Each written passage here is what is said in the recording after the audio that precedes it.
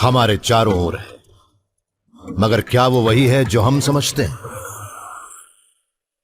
समय हमेशा आगे बढ़ता हुआ नजर आता है, मगर क्या वो पीछे भी जा सकता है? क्या सारी घटनाएं एक के बाद एक होती हैं, या फिर पास्ट, प्रेजेंट और फ्यूचर एक दूसरे के साथ ही रहते हैं? ये शायद साइंस का सबसे चैलेंजिंग टॉपिक है, जो सच्चाई के बारे में हमारी सबसे बुनियादी सोच पर ही सवाल खड़े करता है। क्या समय ब्रह्मांड का बुनियादी हिस्सा है, या फिर समय का असल में वजूद ही नहीं? वक्त क्या हुआ है अभी? मैं कहूंगा कि अभी रात के 9:02 हुए, मगर आप कहां हैं, कब हैं, उसके हिसाब से समय बदल भी सकता है। हम में से ज्यादातर लोग यही मानते हैं कि समय वो नंबर है जिनसे हम दिन का हिसाब लगाते हैं। हमारी जिंदगी घड़ी के हिसाब से चलती है। जागने का वक्त, काम पर जाने का समय, सोने का टाइम सब तय है, मगर यह हमेशा से ऐसा नहीं था। जब मैं छोटा था तब गर्मियों के मौसम का समय निश्चित नहीं था। मुझे किसी खास जगह पर नहीं जाना पड़ता था, ना ही किसी अपॉइंटमेंट का झंझट था। मेरा दिन सूरज के हिसाब से चलता था, इसलिए उस वक्त टाइम मेरे लिए खास मायने नहीं रखता था। अब मैं वक्त से लड़ रहा हूं, मगर यह दौड़ किसके खिलाफ है? क्या इस ब्रह्मांड में वाकई समय का वजूद है, या फिर यह एक ऐसी चीज है जो हमने अपने सिविलाइजेशंस को चलाने के लिए बनाई है? इसका जवाब पाने के लिए हमें पहले एक बड़ा मामूली से सवाल पूछना होगा: समय क्या है? आप भी सोचिए, उसे समझाने की कोशिश कीजिए। काम आसान नहीं है। समय किसी भी चीज को अचानक होने से रोकता है। इस लिहाज से समय दुनिया का वो हिस्सा है जो घटनाओं को एक खास तरीके से अंजाम देता है, जिससे वो शुरू से अंत तक एक सीक्वेंस में होती है।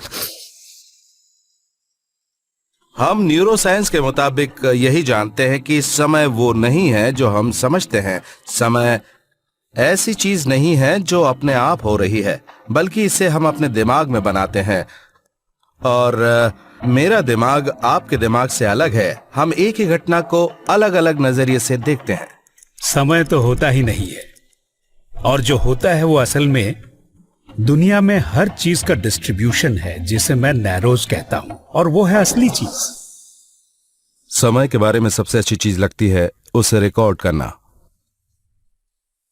रॉजर स्मिथ के जाएगा। ग्रीनिच मीन टाइम समय का बेहतरीन अप्रोक्सीमेशन है, और सर आइजैक न्यूटन ने बताया था कि ब्रह्मांड के पीछे ये लगातार धड़कता रहता है। न्यूटन मानते थे कि ब्रह्मांड एक विशाल घड़ी है जिसे ईश्वर चला रहे हैं, मगर न्यूटन का यह अंदाजा गलत था। ली स्मॉलन एक थियोरेटिकल फिजिसिस्ट हैं, और वो समय के रहस्य की गुत्थी सुलझाने की कोशिश कर रहे हैं। न्यूटन ने समय के बारे में कहा था कि वो एब्सोल्यूट है, वो एक मेट्रोनम जैसा है, और उनके मुताबिक वो लगातार चलता रहता है, भले ही ब्रह्मांड में कुछ हो रहा हो या नहीं। मिसाल के तौर पर हमारे स्टूडियो में कुछ नहीं हो रहा, कोई धुन नहीं बज रही, फिर भी इन सब से बेपरवाह मेट्रोनम चलता जा रहा है। समस्या यह है कि हम उस एब्सोल्यूट टाइम का पता लगा ही नहीं सकते। हम एब्सोल्यूट टाइम का पता नहीं लगाते, हम समय को ढूंढते हैं होने वाली घटनाओं के बीच में, और इसे दिखाने के लिए हमने इन म्यूजिशियंस से धुन बजाने को कहा।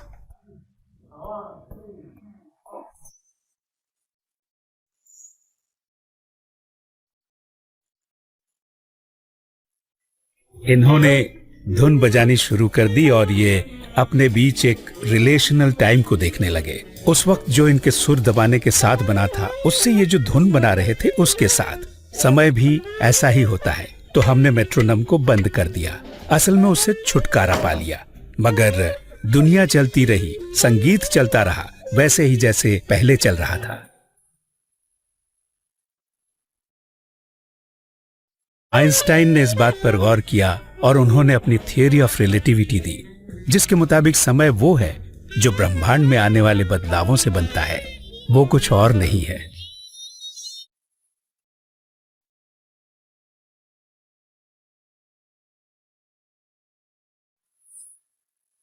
आज भी बहुत से लोग आइजैक न्यूटन के एब्सोल्यूट टाइम को एल्बर्ट आइंस्टाइन के रिलेशनल टाइम से ज्यादा सही मानते हैं। मगर जैसे जैसे हम समय के बारे में ज्यादा जानते हैं तो लगता है आइंस्टाइन ही सही थे। ये बोल्डर कोलोराडो के national institute of standards and technology में लगी एल्यूमिनियम आयन एक्सपेरिमेंटल घड़ी है। यह अमेरिका की ऑफिशियल टाइम कीपर है। यह दुनिया की सबसे एक्यूरेट घड़ी है जो सुपर कूल्ड एटम्स के ऑसिलेशंस को मापती है।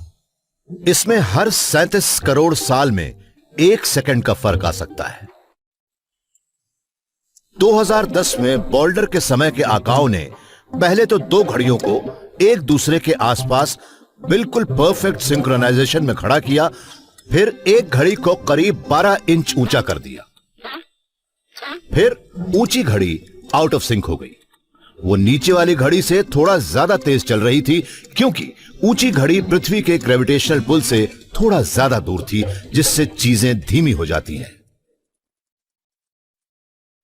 आइंस्टाइन ने कहा था कि 20वीं सदी की शुरुआत में ऐसा होगा और 20वीं सदी शुरू ही हुई थी।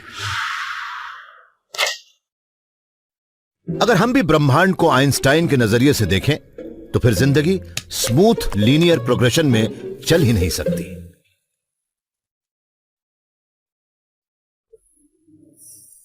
एक मामूली से काम को भी रीअरेंज किया जा सकता है और वो न आगे जाएगा न पीछे, मतलब न शुरुआत होगी न अंत। अगर हम समय के दायरे से बंधे न रहें तो ब्रह्मांड कुछ ऐसा होगा। Sean Carroll California Institute of Technology में एक फिजिसिस्ट हैं।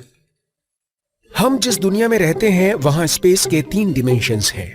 आइंस्टाइन ने देखा कि समय भी एक डिमेंशन है। असल में टाइम एंड स्पेस एक ही चीज है जिसे स्पेस टाइम कहते हैं और वो 4 डिमेंशनल है। हम उसमें ही रहते हैं, उसमें ही चलते फिरते हैं और हमारी जिंदगी उसमें ही बीत जाती है। आइंस्टाइन ने यह भी देखा कि ग्रेविटी भी स्पेस टाइम के झुकाव का ही एक रूप है। ब्रह्मांड के अंदर प्लैनेट्स हैं, ब्लैक होल्स हैं और दूसरे मासेस या एनर्जीज भी हैं। वो स्पेस और टाइम को अपने चारों ओर रैप कर लेते हैं और उसे ही हम ग्रेविटी के रूप में देखते हैं। असल में स्पेस टाइम का ही रैप होता है, वही टाइम है और स्पेस भी। अगर हम किसी तगड़े ग्रेविटेशनल फील्ड में जाते हैं तो वहां हमें टाइम का फ्लो आउटर स्पेस के मुकाबले बिल्कुल अलग नजर आता है। इस टाइम की रिलेटिविटी की वजह से कई तरह के असर होते हैं, जैसे कि पृथ्वी पर रहने वालों के मुकाबले एस्ट्रोनॉट्स के लिए वक्त ज्यादा तेजी से चलता है। मगर आइंस्टाइन के बताए समय के इस रहस्य के हल ने एक और चुनौती भरा सवाल खड़ा कर दिया। अगर हम अपने आसपास देखें तो ऐसा लगता है कि ब्रह्मांड यही है हमारे सामने। इसका मतलब यह नहीं है कि पास्ट, प्रेजेंट और फ्यूचर एक साथ ही मौजूद है। क्या यह हो सकता है कि फ्यूचर भी यही हो? फिजिक्स का कहना है कि समय का हर पल बराबर होता है। उसके हिसाब से हम कह सकते हैं कि वो सब साथ में है, वो सब हमारे सामने है। मगर ये बात वैसी नहीं है जैसा हम समझते हैं। समय का हर पल स्पेस में अलग अलग जगह पर है।